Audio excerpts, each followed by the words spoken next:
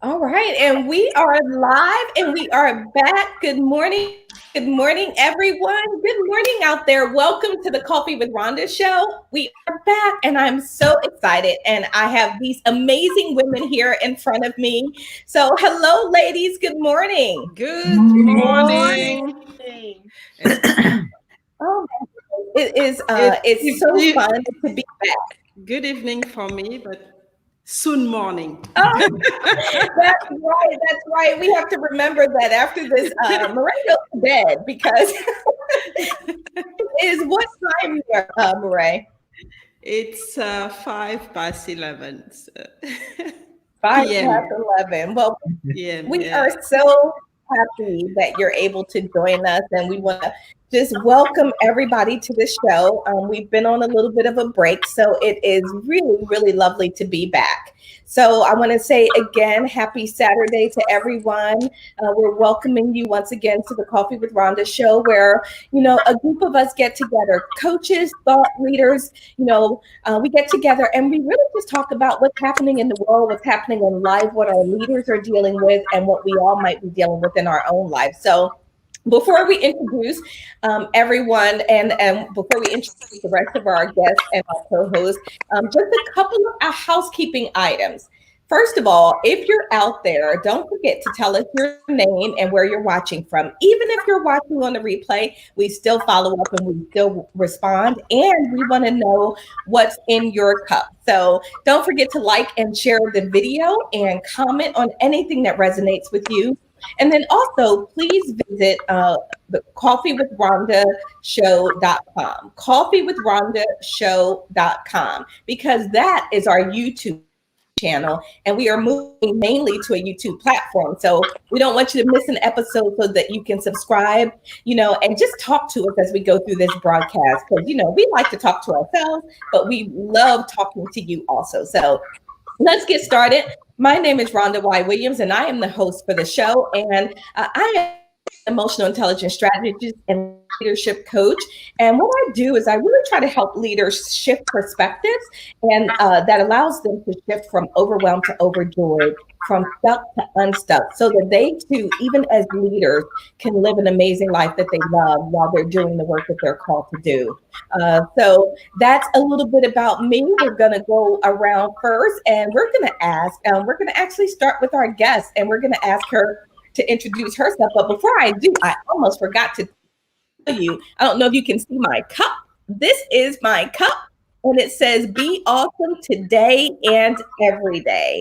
And I've got the Whoa.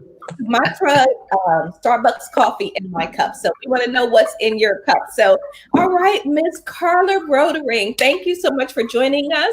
Tell us a little bit about you and what's in your cup. Okay, so I'm going to start with my cup. Okay. Because I don't know how to do this, but my cup says throw kindness around like confetti. And it is full of Ooh. coffee, which is one of my favorite things. My name is Carla Rotering. I am a pulmonary and critical care physician in Phoenix, and also wear other hats. So I have an incredible devotion to the well-being of all people, especially those people in medicine. So I work on health and well-being for the people of medicine. I'm also a coach, and I have a master's degree in spiritual psychology with an emphasis on consciousness. I'm really really aligned with the work that Rhonda does in terms of really expanding awareness, sort of lifting our consciousness, opening our hearts and our minds to fresh ideas and new thought, and making a difference in the world. So that's who I am.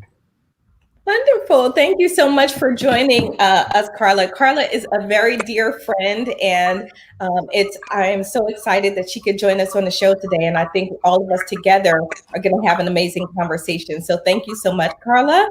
And now let's go to you, Miss Ross. Welcome back, and tell us who you are and what's in your cup. Well, I have two cups. I have one cup with water Then I have my other cup that says Jazz About Success.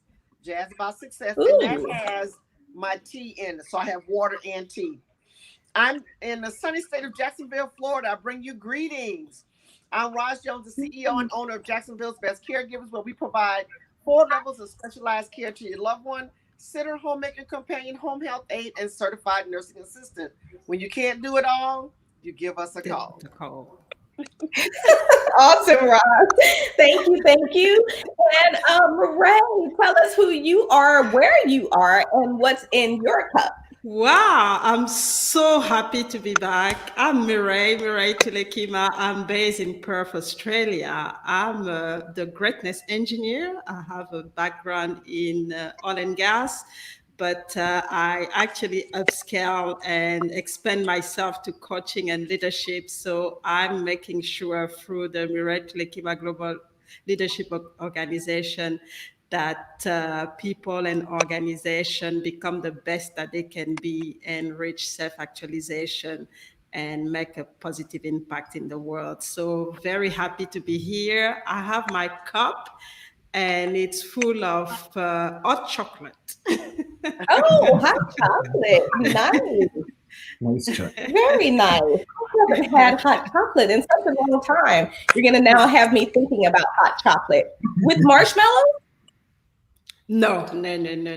I'm trying to not to gain a lot of weight, you see, because we're getting, confined now, and I have to be careful.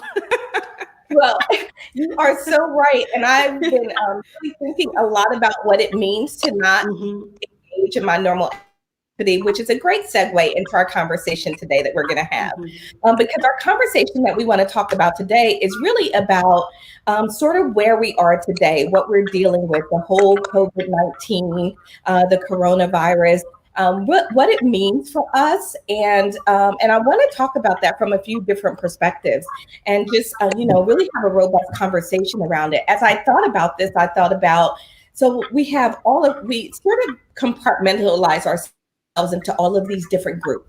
We've got leaders out there that are really trying to figure out how they lead their teams and their staffs while they're dealing with their own sort of emotional state. We have business owners trying to figure out how to manage their businesses in this time of stress and reduce sometimes business and clientele and revenue. We have all of us as moms and daughters and people just trying to manage our own lives. And then we have our healthcare caregivers and providers and nurses and, caregivers like Roz who are out there really trying to do the best that they can. So I want to just touch on a little bit of those. So what we're going to do out there, folks, is we're each going to sort of talk a little bit about things from our own perspectives, and then we'll just have some conversation around that. Don't forget to chime in, type your comments. If you've got questions, comments, things that are impacting you life, you may have come up with some best strategies for how you're managing in this situation, then please share that. Betty Speaks is out there and she says, greetings. Hi, Betty. Greetings back to you. Thank you so much for joining us today. So I want to begin by, I like to step back and take a look at things from that emotional intelligence perspective, because for me, it is such a clear roadmap and it helps me realign myself. Sometimes I find myself a little off track. And I can very easily go back and recenter myself and get back on the right path when I'm using those elements of emotional intelligence. And that's one of the reasons why I like to focus on those. So I want to talk first about some of the leaders that are out there and leading their teams in this busy and trying time. And I think about my time in leadership and my time as the chief nursing officer and a hospital CEO. And I try to imagine myself in this type of environment. Right?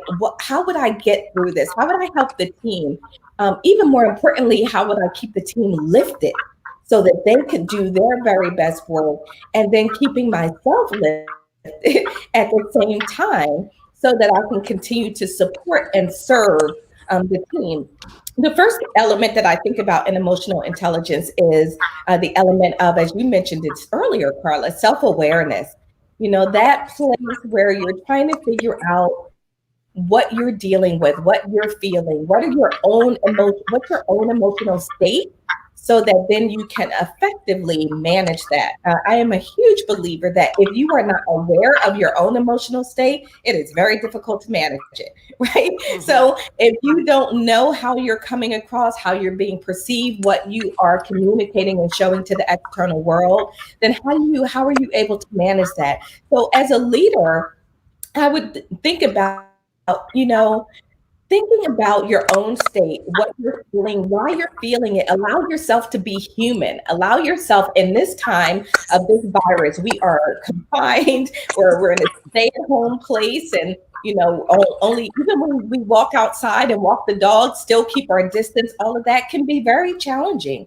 So that emotional state, we could be dealing with anything from sadness to grief to feelings of isolation to anger to frustration to so dealing with that and managing it, and then thinking about from an awareness perspective, shifting that over to others around you.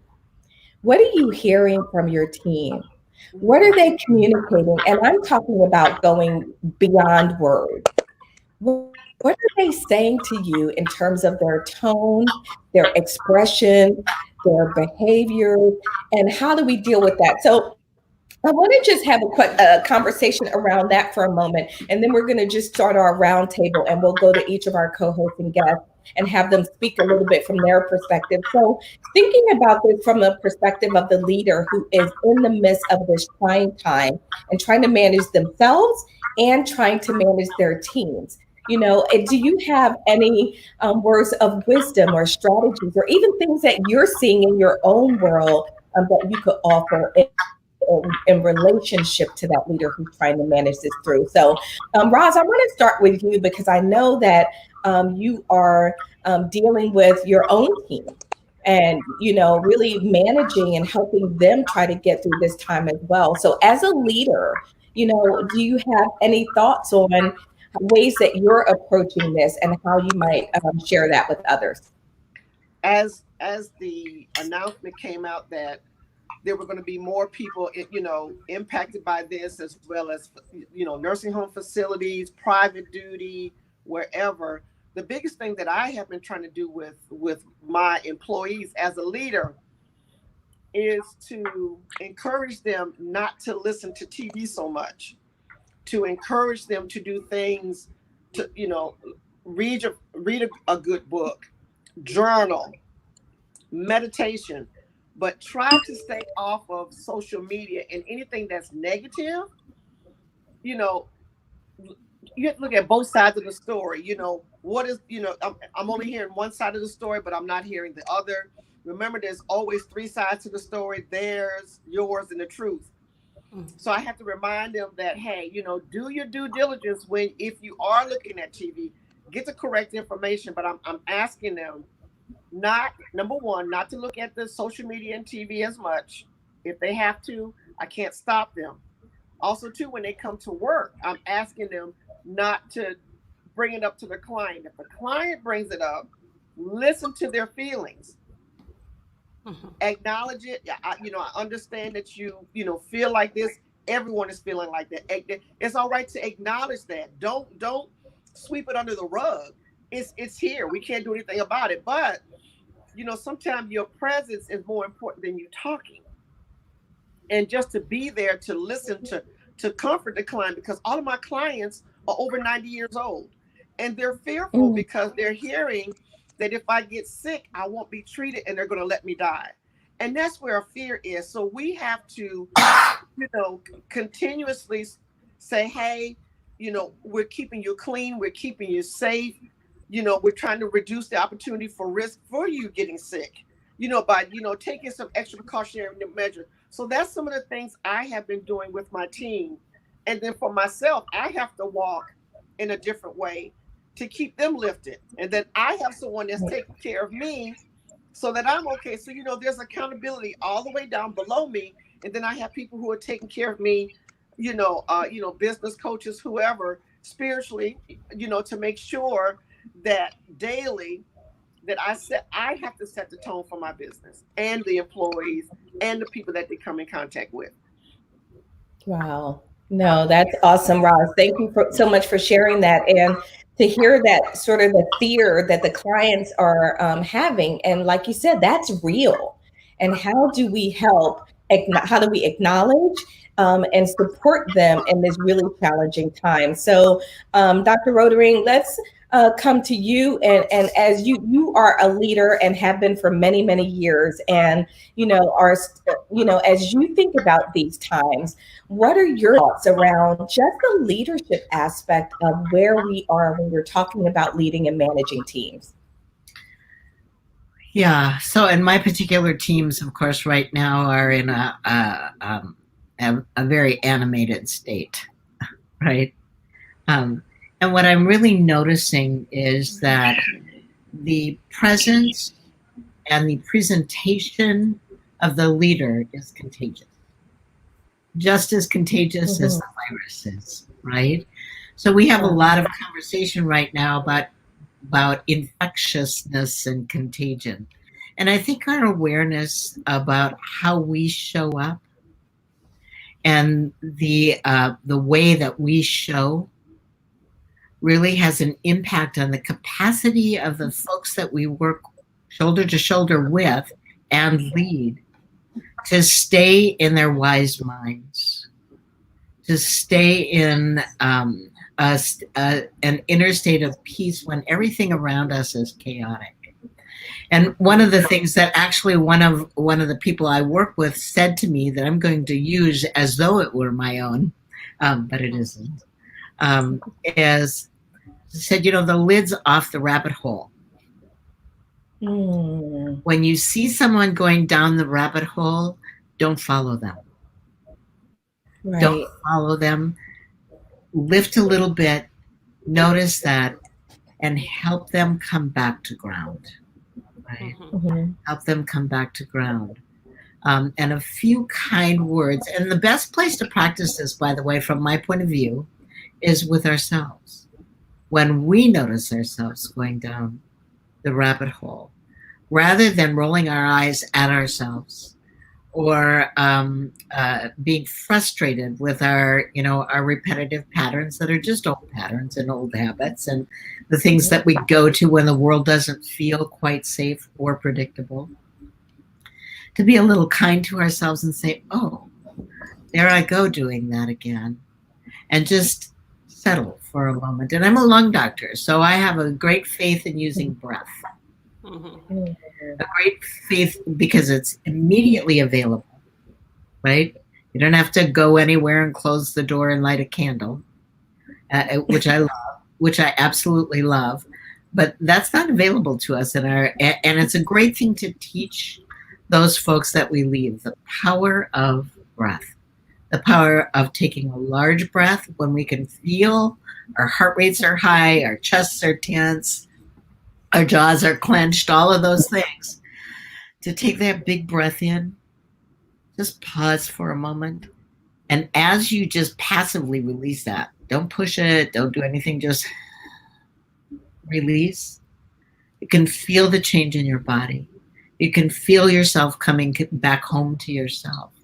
You can feel yourself sort of intercepting that emotional hijacking that's trying to occur and coming back to a place where you can be thoughtful, mindful, wise, and impactful. Wow. I love that, because something as which seems as simple as your breath can be so powerful and really helping you move through, actually helping you transition states, right? Moving from one state to another in a way that's really helpful and intentional for you. So thank you so much for that. And Marae, you're working with leaders and talking with leaders, and what are you seeing and hearing out there? I see, I see a lot of different reaction, and the common one is really people starting to panic, and especially, all the entrepreneurs that I'm working on, very small entrepreneur, solo entrepreneur, they start to really look at the future, with, some of them have lost their income and they really don't know, what the future is going to be for them. So they start to panic and they lose control basically on their thinking. And what I tell them is that they shouldn't actually let this crisis go to waste. There's always, things always happen for a reason. So it's actually a good moment for them to connect back with themselves and really look at again, where they are and how they can capitalize on the situation happening right now. And at the same time, letting them know that it's okay for them to be vulnerable. It's okay for them to feel this fear, but they shouldn't stay into this state. They can, they have to evolve. They have to take action.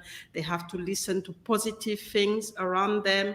Like I said, reconnect with themselves, which means affirmations, meditation, prayer, whatever it's going to be convenient for them, and really start to look at small things that they can be grateful for. For example, I mean, if you wake up, I mean, you're grateful for that. If you can eat, you can have 1 or 2 meals, even if you've lost your income, be grateful for that, and try to really look at, where are the opportunity, even if it's a small opportunity happening around them. So really trying to bring this high energy and positive energy into the environment for them to source into it and try to look at the crisis in a different way and really force them to look for,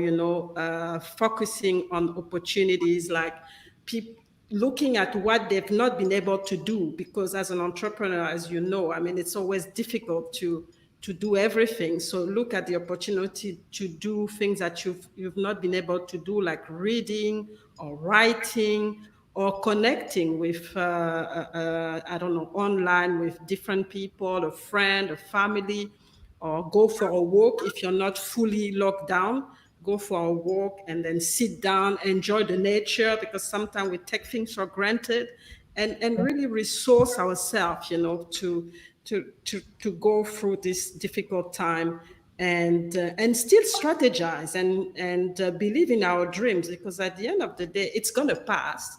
So we shouldn't drop, everything because we're scared. We have to keep going, and we have to look at the long term and keep strategizing on that, because a lot of actually people who've made it, who are successful, started, their venture when it was during a crisis. I actually became an entrepreneur 4 years ago because the oil and gas industry was depressed. So I changed, I looked at things and opportunity and changed, and started to look at more the coaching, the leadership, writing books, speaking, to really keep going. And I think those are the kind of thing that I've been, telling them, that it's not all gone. Just look at things Right. differently. I love that. And, there's so much in that, but I think that I wonder if people can really do that if they're in this state of fear. And I feel like when you are not sure of what to do or what's going to happen, and really let that part of it spin out of control, then you have trouble doing all of those amazing, wonderful things that you just stated, Marae, because you're in this state. And so one of the things that, I want to ask Carla to speak to is, how do we go about the process of just taking good, normal care of ourselves? How do we just, in this time, just do the things necessary to take good, sound care of ourselves? Carla, I think you mentioned something the other day about sort of that crazy mind, right? Right. What are some of those things that we can do so that we can feel good and confident that, what, I'm safe, I'm taking the proper precautions, and I'm okay? Yeah. Well, this is a 3-day conversation, but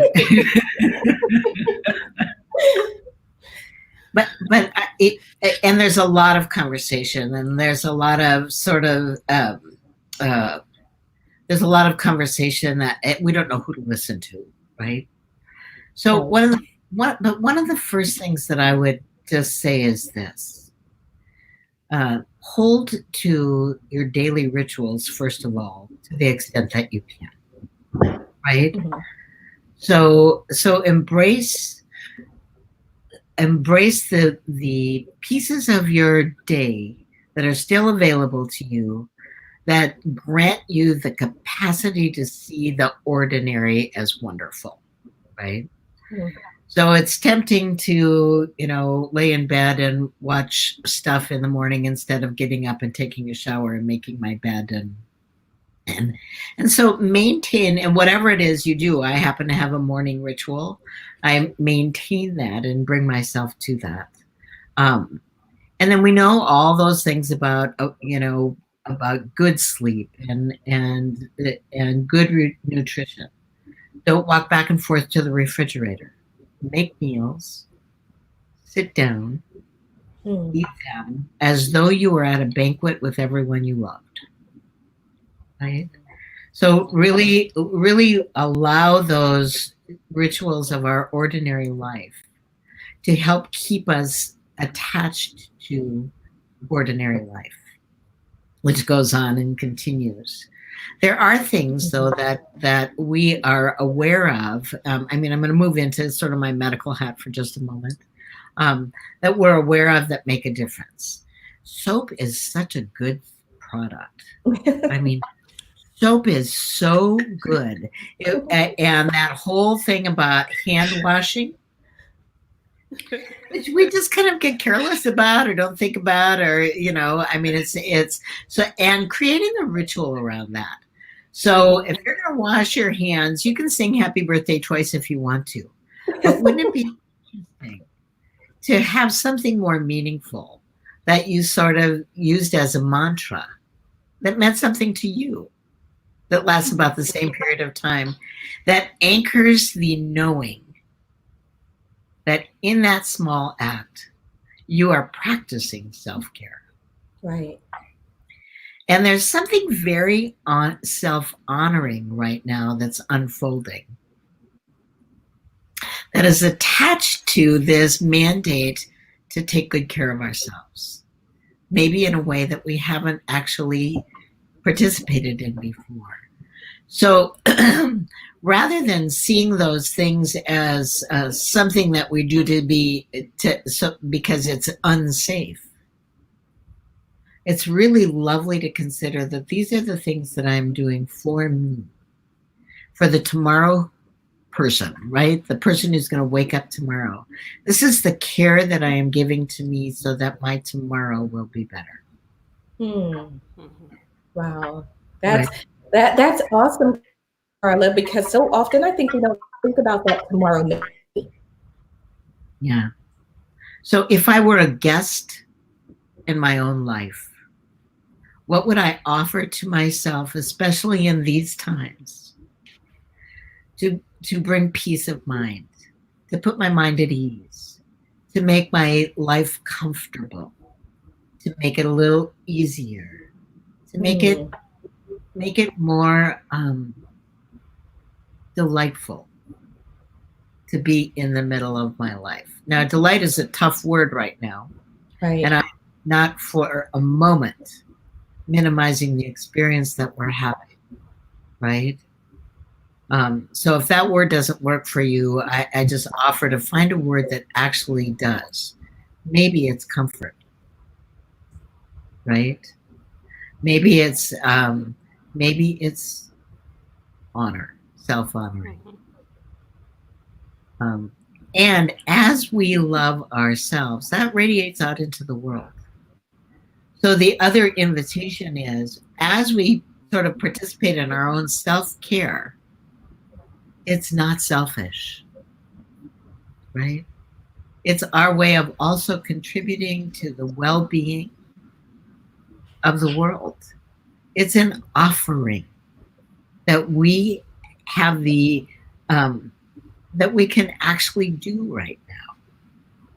I have a friend who said to me the other day, and it was so powerful to me. He said, invisible is miserable, right? Invisible is miserable, right? But invisible acts of kindness are a source of connection and caring for the whole world. So, yep, wash your hands. Yep, sanitize your surfaces. Yep, unpack your groceries from a dirty space onto a sterile space and throw all that stuff away. Yep, stay 6 feet away from people. Be aware. Notice all of those things. Follow the rules. And also know that that is a loving contribution to the well-being of the entire world. That's awesome.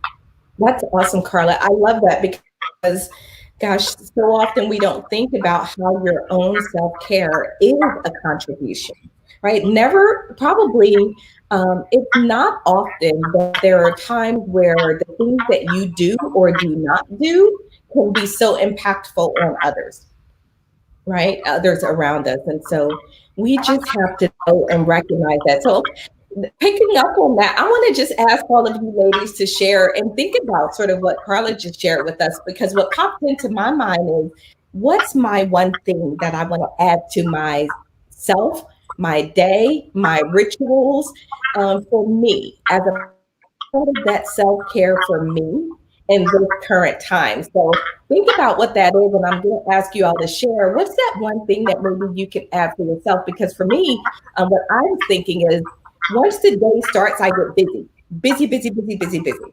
And I think what I want to start making sure that I do is that at some point in the day, I just stop. I just sit still. I just reflect with gratitude and peace on the world around me and the positives. Choose intentionally for that moment to look at nothing but the positive things around me and in my life. And then just give myself that moment to do that each and every day. I don't care if it's noon time or 3 p.m. or whatever time it is. Because I do some in the morning, but then I don't go back to it. So I think for me, I'm going to reintroduce that into something that I do. So Roz, what might you do? Because you're great at having your rituals and your plan. What do you think you might do or might want to do or think about doing in this time to add to your daily self-care? I can't hear you. Are you muted? Uh-oh. Let me try to mute and unmute. Roz? Nope, can't hear you. Okay, well, let's play around with your audio and we'll come back to you, Roz. Let's give a minute to see if we can fix that part. So Marae, let's come to you. And what is it that you might do? So in that spirit of what Carla was just saying and the importance of that self-care, what might you do or include to really enhance that own self-care of yourself during this time of crisis? For me, I mean, I've changed my routine a little bit. And what I really want to introduce is having time sitting outside and just enjoying the nature. That's it. Just sitting in the garden with nothing, no book, no phone, and just looking at, the trees, the leaves, the whatever, the insect, and just sitting and thinking about the beautiful world that we live in.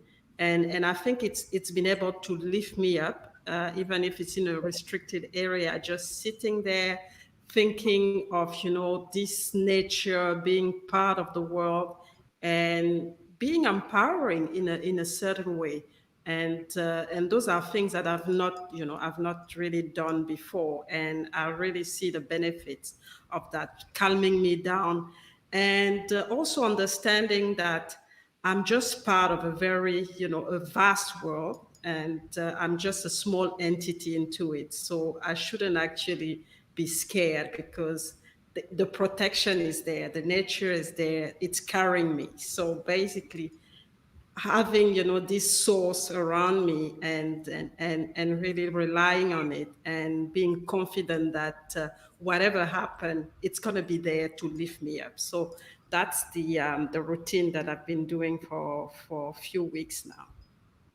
Well, okay, Marae. I was with you for a moment the moment you said sit outside, enjoy the weather. I was like, yes. When you said no phone, I was like, no phone. I was like, oh, I got a little nervous. I was like, I can't take my phone, but you know what? I probably should try doing that a little bit more. It's just in the garden, so I don't need the phone. And it's like half an hour, so I can leave half an hour without my phone. Definitely now. Okay. All right. I think I disconnect from this extension of my body for and you'll see the benefit, and I think that's what I've actually understood. In this crisis, really take the time to disconnect from everything. The social media, the radio, the television, people, my family, just sit in this corner in my garden and just doing nothing and really looking at the sky and everything and the trees. And I find it really powerful. That's awesome, because I do love the outdoors. And Carla, have you added anything at this time to your daily rituals or your daily self-care routines? I have. You have? I have. So I am a musician also. Mm-hmm. And I have not played for months. Oh. So first of all, I put myself on my calendar, like literally, like put myself on the calendar. I'm kind of a calendar-driven person, and things are busy right now, right? So even though I'm at home right now, it's really busy. So I put myself on the calendar, and I got out my old Billy Joel books and my old I got a bunch of stuff out. So I am playing piano for half an hour every day. Oh wow! And I really had to sort of inquire inside about what is something that really draws me towards knowing that I'm connected to something greater, right? Mm-hmm. And for me, it's music. So I play piano. Wow, that's awesome. So we've got you playing piano. We've got Marae sitting outside, just enjoying nature. We've got me being still. So Roz, what's the one thing that you're going to add to your routine, or what have you added to your routine in the spirit of self-care during this crazy time of crisis? Well, I have added drinking a gallon of water every day. And I've also added exercise where I wasn't exercising before. So I've started walking again. I've started climbing stairs. That's a monster right there. So that's a couple of things that I have added. That's awesome. So I love that we're all thinking about this very intentionally. Yeah, I love that because I think it's that intention that will help keep us all sane and in addition to keeping us all safe, because I feel like if you can stay sane, you can stay safe. You can at least do everything within your power to take the right actions and to be safe. And, as we move through this time, are you finding, let me end with this sort of lightning round. It's about 10:45 and this might take us a little bit, but are you seeing, are you experiencing, are you observing any specific challenges that folks are having right now that you might want to offer them a word to help them feel confident or peaceful or, a little bit more supported in this time? Are you seeing anything specific out there that people are having specific challenges with? Roz, you're nodding. With the caregiving piece, because they're so used to their families coming to visit. Yesterday we had to I know we had to practice social distancing. So I took my client in her car over to her daughter's house just so she could see her instead of doing, they do FaceTime every day, which is okay. But to physically see her, her whole countenance changed. So sometimes we have to think of, maybe once a week, take them over there, even though they can't touch and hug, just to see them and to say, I love you. I miss you. Are you okay? As a mother, you want to know that your children are okay. And even though she's a mother and she's, needing help, she's still a mother. She still wants her dignity as a mother. I still care as a mother. You are my child. I'm still want to take care of you. And that was her way of connecting with her. And it made the difference. So twice a week, I take her over there to see her daughter and to see the dog. And then we come back home. But, we have to do that right now.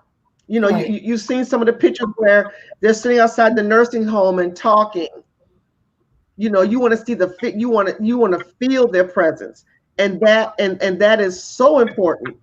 So, and even for long distance caregivers, I want to say this: writing a letter to your loved one is important. The art of handwriting is gone. Writing a letter. I have a client. I take care of his mom. He lives in California. I've asked him, besides FaceTime, to start writing letters. And so he's going to do that. He's going to drop her a card once a week to let her read. Wow. Those are the things, because you have to remember, their era was handwriting. Our era is technology. So we have to, we have to bridge the gap between the generations. And that's one of the ways that I am helping my clients to deal with technology, but then also to bring back some of the things that they used to do. Oh, wow.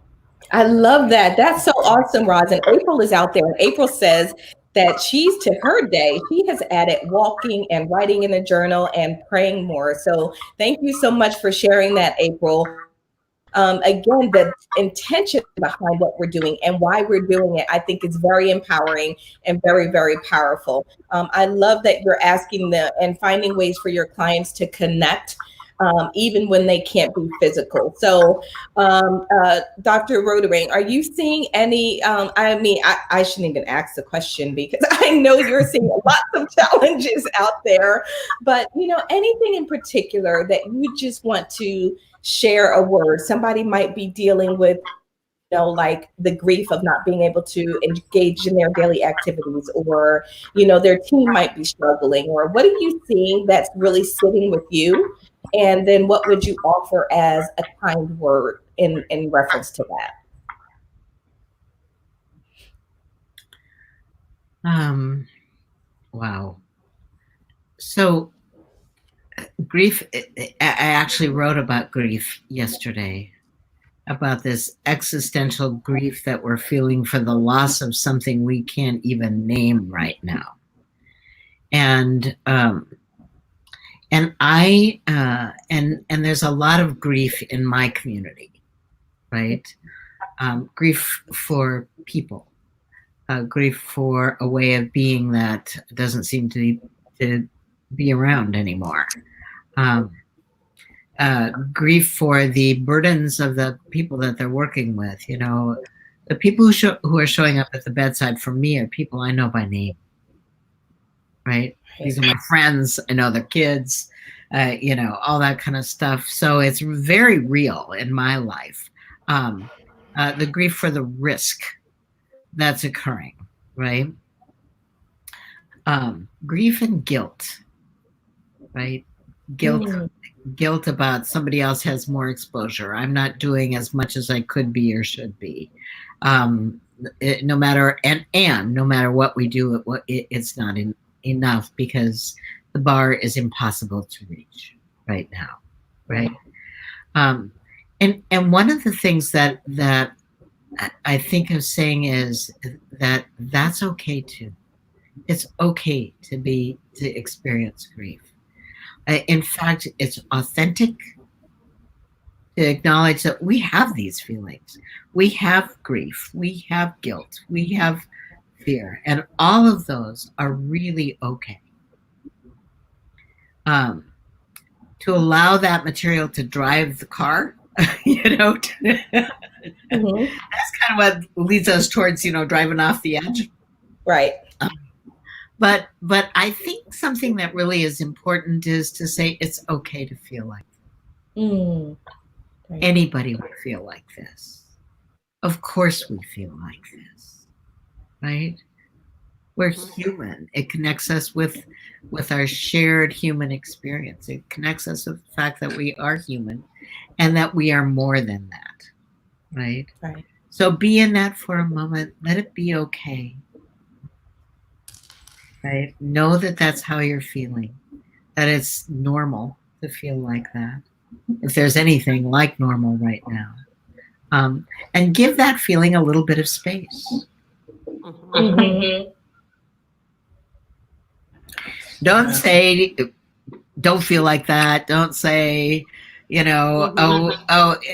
try to sort of turn that direction too quickly, right? I mean, my solution to feelings I don't want to have is mashed potatoes. you know.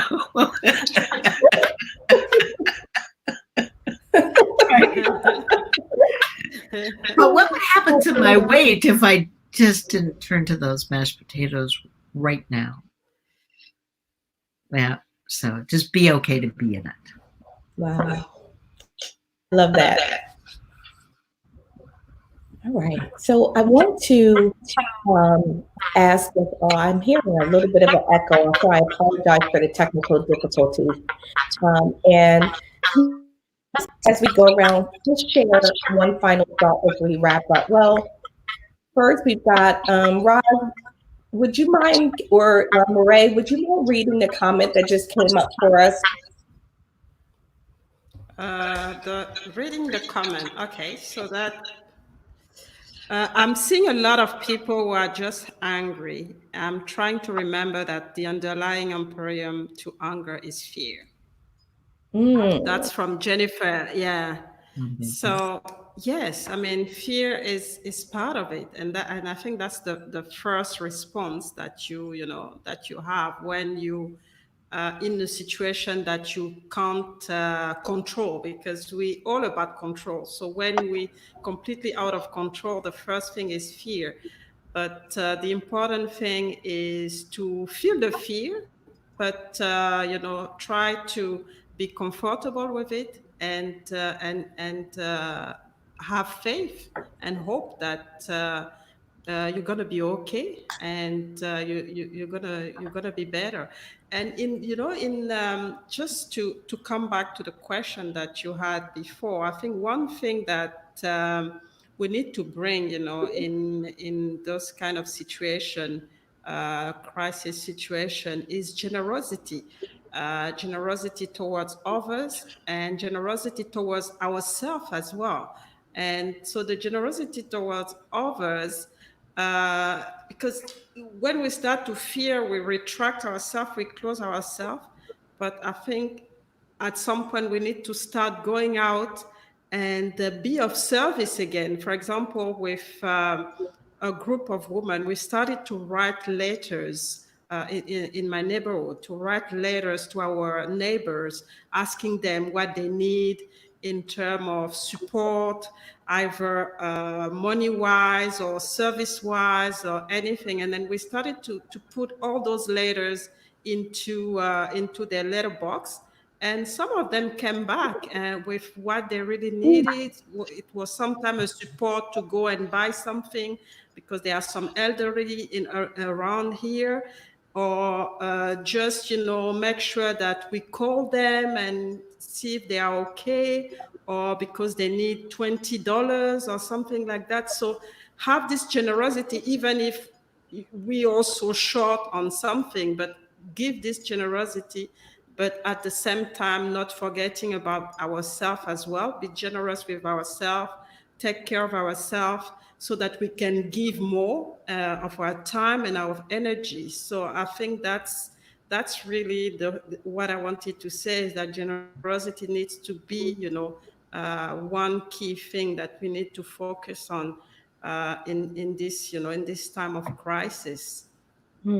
I love that. That's awesome. There's so much I think happening right now, and so for anybody out there watching, I want to thank you if you've contributed with a comment. I want to thank you so much for doing that. If you're watching on a replay, don't forget you can continue to add your comments. We will respond to you throughout the week. And if you haven't done it already, don't forget to go to coffeewithrhondashow.com. Not the Coffee with Rhonda Show, coffeewithrhondashow.com, which will take you to YouTube so you can subscribe because we are moving to a YouTube show. So as we wrap up, I just want to say that I have really enjoyed our conversation today, because I think there are so many little nuggets in there for everyone that they can take, they can sit with, they can decide which pieces really work for them in their life. Not everything will work for everyone, but we just offer some thoughts for you to be able to take, almost a smorgasbord, if you will, and you can pick and choose from that whatever might work best for you. So my amazing guests are here. We're going to do a quick roundtable and just ask you to share. We've been doing this with some of my colleagues. We've been talking about how do we end on this positive, uplifting note. And so we're going to do a quick round, and we're going to end on a note where we're going to share one word or two words. What one or two words would you offer as a source of inspiration out there, or motivation, or something that people can hold on to positively as they move through the challenging times? So what one or two words would you offer out there? And Carla, we'll start with you. Of course you are.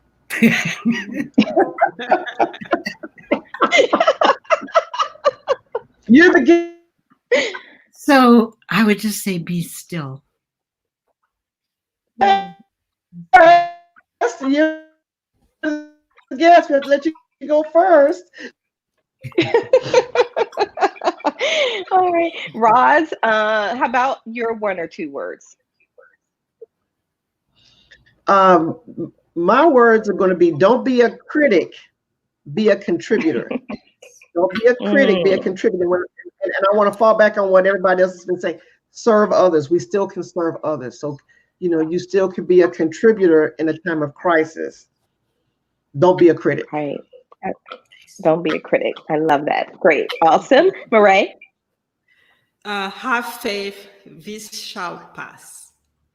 Have faith, this shall pass. I love that. That is absolutely true. And I think for me, my word is going to be to be still. Just be still. Sit with that. Understand what's inside, what you're feeling, and reflect, all of that good stuff that comes when you're able to be still. So with that, we are going to wrap up. I am so excited to relaunch our Coffee with Rhonda show. I want to thank all of our guests and co-hosts for being here today. Dr. Carla Rotering, thank you so much for joining us. I know you are a super busy, amazing woman. I love you, love you, love you dearly. Thank you so much for joining. Raj Jones, you are, as always, awesome. And thank you for the work that you're doing in your giving role. And Marae, thank you for everything that you contribute. You are such a dynamic contributor to the business world, to leaders out there. You inspire. Your posts are amazing. Your show is amazing. So thank you so much for being here. And I want to thank everyone out there for joining. We look forward to having another conversation with you. Remember, continue to take action, to do the small things and the big things that contribute towards living your most amazing life. So until next time, we'll see you back here next Saturday, 11 a.m. Eastern, for the next Coffee with Rhonda show. Bye, everybody. Bye. Bye.